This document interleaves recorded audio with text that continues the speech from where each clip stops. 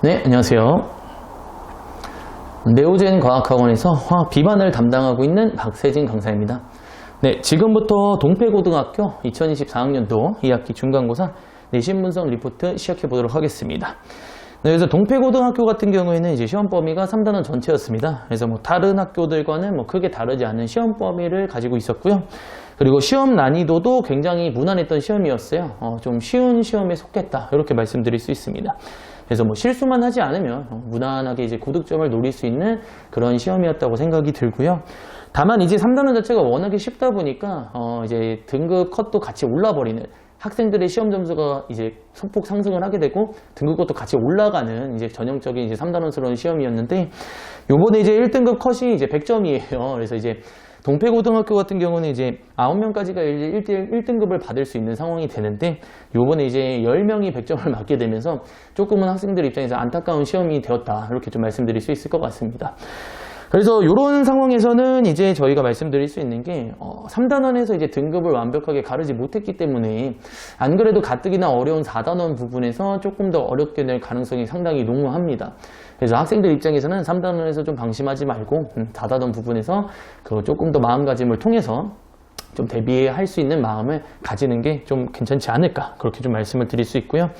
제가 이제 밑에 분석을 다 해놓았습니다만, 이제 핵심 문항이라고 짚어드리는 두 문제가 있어요. 그래서 이 핵심 문항 같은 경우에는 원래 의도는 이제 좀 많이 어려운 문제들을 학교 선생님께서 어떻게 응용했는지 알아보자, 이렇게 좀 알아가는 이제 문제였는데, 시험 자체가 워낙에 이제 무난하다 보니까 다른 시험, 다른 문항에 비해서 그나마 조금 시험 시간이 걸리는 문항이다, 그렇게 조금 알아주셨으면 좋겠습니다.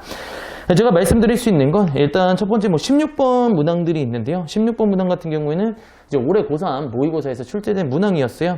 그래서 전형적인 이제 고3 기출 문제라고 생각을 해주시면 되고요. 이제 분자 안에 원자수의 비율을 이용해서 분자를 찾는 문제입니다. 그래서 이거 같은 경우에는 올해 고3 모의고사에서 나왔었기 때문에 요거는 이제 저희가 직전 보충 시간에 항상 이제 올해 모의고사들은 다 정리해서 나눠드리고 있습니다. 제공을 해드리고 있고, 한 번이라도 이제 제대로 풀어봤던 학생들 같은 경우에는 요렇게 된 유형에 대해서 당황하지 않고 그냥 좀 무난하게 풀 수 있지 않았을까, 그렇게 좀 말씀드릴 수 있고요. 그 다음에 논술형 2번 같은 경우에는 이제 수소와 그 다음에 원소로 이제 구성된 분자를 찾는 문제였습니다. 그래서 표현 방식이 조금 다른 문제들에 비해서 익숙하지가 않아서 조금 당황할 수 있으나, 그냥 천천히 읽어보면 기초적으로 이제 3단원에 대한 분자의 특징을 물어보는 문제였어요. 그래서 난이도가 그렇게 높지는 않았습니다만 그래도 그나마 좀 귀찮은 문제, 이렇게 조금 생각을 해주셨으면 좋겠습니다. 네, 그래서 사실 3단원은 아까 말씀드린 것처럼 이제 3단원 자체가 워낙에 쉬워서 딱히 많이 말씀을 드릴 건 없어요.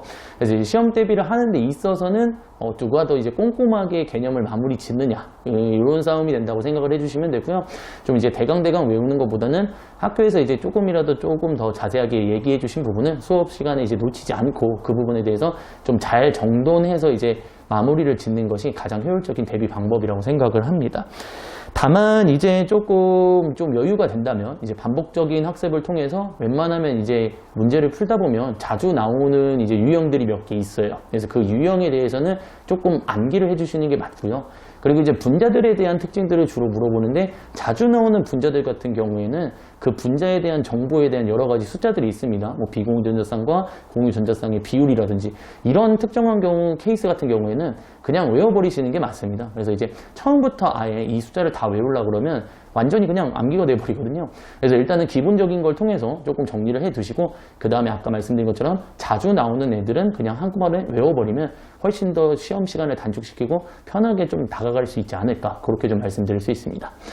마지막 단계로 좀 말씀드리고 싶은 거는요, 3단원이 이제 워낙에 쉽기 때문에 이제 시험 점수가 무조건 오를 수밖에 없습니다. 이제 무조건이라는 말은 좀 잘못됐지만 대부분은 이제 학생들이 오를 거예요. 그래서 등급급도 같이 올라서 등급은 이제 안 오르게 되는 좀 불편한 상황이 만들어지긴 하는데, 여기서 이제 조심해야 될 게 3단원이 좀 무난하게 학교에서 출제가 되었다면요, 4단원 2학기 기말고사 얘기하는 거죠. 4단원 부분은 무조건 이제 좀 어렵게 낼 것 같아요. 이게 좀 어렵게 낼 가능성이 좀 농후합니다. 왜냐면 이제 3단원 부분에서 등급을 이제 완벽하게 가르지 못하셨기 때문에 아무래도 4단원에 있는 문제들을 통해서 가를 수밖에 없습니다. 그리고 이제 4단원 내용 자체가 1단원과 거의 성격이 비슷하죠. 계산을 요구하는 문제들이 좀 많이 나오기 때문에 그 부분에 대해서 좀 마음가짐을 하는 게 저는 맞다라고 생각이 들어요. 그래서 일단 3단원에서는 쉬웠던 만큼 방심하지 말고 4단원 불안원에 대해서 조금 더 잘 대비해야겠구나라는 마음가짐으로 다음 시험을 준비하는 것이 훨씬 더 편하지 않을까 그렇게 생각을 하고 있습니다. 네, 제가 그래서 준비한 내신 분석 리포트는 여기까지고요. 끝까지 들어주시느라 고생 많으셨고 정말 감사합니다.